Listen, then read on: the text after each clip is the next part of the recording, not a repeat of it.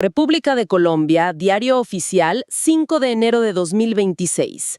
Hoy nos hacemos una pregunta fundamental. ¿Quién decide qué es un producto? La empresa que lo fabrica, el ingeniero que lo diseña. ¿O el funcionario que le asigna un código en una oficina? Vamos a explorar cómo esta pregunta se resuelve en la práctica. Analizaremos una batalla legal sobre una línea para fabricar vidrio de seguridad. Veremos una granja de pollos tan avanzada que parece ciencia ficción. Totalmente. Descubriremos por qué una malla para construcción no es considerada un tejido. Y finalmente, cómo una elección presidencial puede, literalmente, cambiar el calendario y obligar a todo el mundo a trabajar los fines de semana. Es una inmersión fascinante en cómo la burocracia define la realidad económica. Una clasificación arancelaria no es solo un trámite, ¿eh? Para nada. Es el campo de batalla donde se decide si un conjunto de máquinas es una sola cosa o 100 cosas diferentes. Y esa decisión tiene implicaciones enormes. De millones de dólares. Veremos que estas definiciones, que parecen súper abstractas, tienen consecuencias muy concretas, no solo para las empresas, sino para el funcionamiento mismo del Estado. Comencemos entonces con esa batalla. Varias empresas importaron sistemas industriales enormes y solicitaron que fueran clasificados bajo un solo concepto: unidad funcional. La palabra clave. La palabra clave. El primer caso, de la empresa Templados y Laminados de Colombia, es casi un drama en 3 actos. Querían importar una línea de procesamiento de vidrio DBH de doble acristalamiento. Que, para que la gente nos entienda, es todo el sistema que se necesita para hacer esas ventanas modernas con doble vidrio. Las que aíslan del ruido de la temperatura. Esas mismas. No es una sola máquina, es un conjunto de estaciones conectadas. Exacto. Y aquí empezó el tira y afloja. Primero, la DIAN, la autoridad aduanera, les pidió más información. Luego les dijo que no. ¿Así? ¿De plano? De plano. Que eso no era una unidad funcional y que tenían que elegir solo una de las máquinas de toda la línea para clasificarla. Pero eso es casi imposible. Es como si te dijeran que de tu carro tienes que elegir si declaras el motor, el chasis o las ruedas, pero no todo junto. Claro.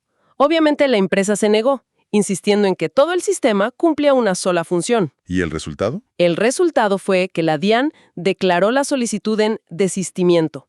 Básicamente dieron el caso por cerrado y abandonado. ¡Wow! Pero la empresa no se rindió y apeló. Y aquí es donde la historia da un giro. A ver. La apelación funcionó. Una instancia superior, la Subdirección Técnica Aduanera, revocó la decisión y ordenó que se hiciera un estudio de fondo. Y esto es clave, porque valida el principio de unidad funcional.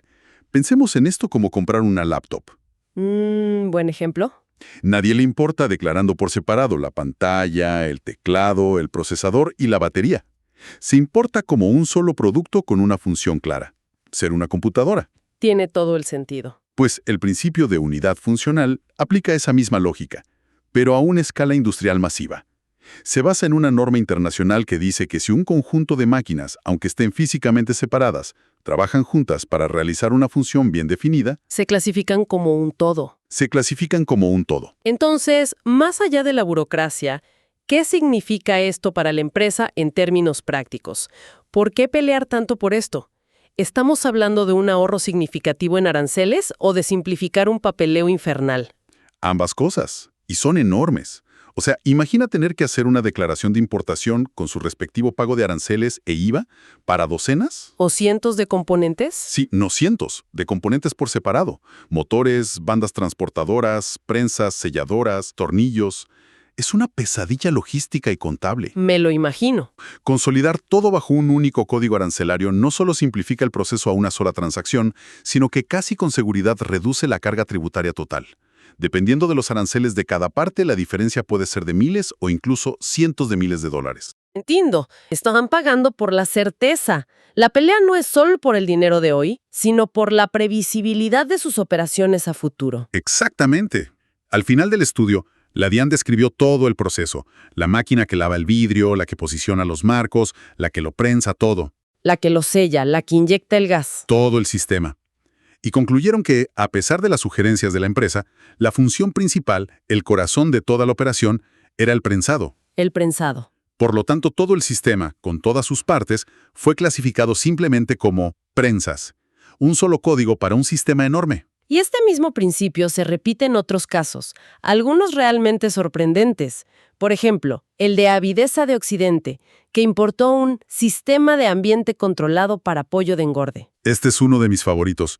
Esto no es una máquina, es una granja entera en una caja. ¿Una granja entera? Sí, silos que dispensan el alimento automáticamente, bebederos que se activan a demanda, un sistema de ventilación y calefacción controlado por computadora para mantener la temperatura ideal. Espera. Ujú. E incluso un sistema de iluminación que simula el amanecer y el anochecer para regular los ciclos de los pollos. Un momento, ¿estamos hablando de una granja que cría 63,000 pollos sin que casi intervenga un ser humano? 63,000. Eso suena más a una fábrica de pollos que a una granja. Es precisamente eso, una fábrica de proteínas. Incluso tiene básculas integradas en el suelo para monitorear el peso promedio del lote en tiempo real. Increíble. Y a pesar de tener cientos de componentes, desde los silos hasta los ventiladores y los sensores, la DIAN lo clasificó todo como una sola unidad funcional. ¿Bajo qué categoría? Bajo la categoría de incubadoras y criadoras. La función principal es criar pollos, así que esa es su identidad legal. Asombroso. Y vemos que este mismo principio se aplicó a otros casos, desde una línea para empacar medicinas en blísteres para la farmacéutica Eurofarma, hasta un sistema de paneles solares que siguen al sol para la empresa OTAC, o un sistema de riego por goteo para 40 hectáreas de maíz. En todos los casos, la aduana ignoró los componentes individuales. Y buscó la función principal del conjunto. Exacto. La lección aquí es que, en el comercio internacional, la identidad de un producto no siempre es la suma de sus partes. Es la función que cumple ese conjunto lo que le da su verdadera naturaleza a los ojos de la ley. Muy bien. Pasemos de sistemas increíblemente complejos a un solo producto, pero cuya naturaleza provocó un debate igual de profundo. Se trata de una geomalla PET 5050 que la empresa PVC Hereford quería importar. Se usa en ingeniería civil para reforzar y estabilizar suelos. A simple vista, parece una tela o una malla negra muy resistente. Y aquí la discusión se vuelve casi filosófica, pero con consecuencias muy prácticas. El análisis de la DIAN fue increíblemente detallado. Se centraron en cómo estaba fabricada. En el método. En el método. La geomalla está hecha de hilos de poliéster muy fuertes, recubiertos de plástico. Pero el punto clave, el meollo del asunto, es cómo se unen esos hilos. No es un tejido normal, entonces. Para nada. No están entrecruzados en ángulo recto, como en la tela de una camisa, lo que se conoce como urdimbre y trama. Ok. Tampoco forman bucles entrelazados, como en un suéter, que es el tejido de punto. El documento lo describe con una precisión quirúrgica, ¿eh? A ver. La construcción es un amarre por cadeneta. Suena muy técnico. ¿Qué significa eso en la práctica? Significa que hay un tercer hilo, más delgado, cuya única función es hacer una especie de costura para mantener los hilos principales en su lugar. Ah, solo para sujetarlos. Exacto.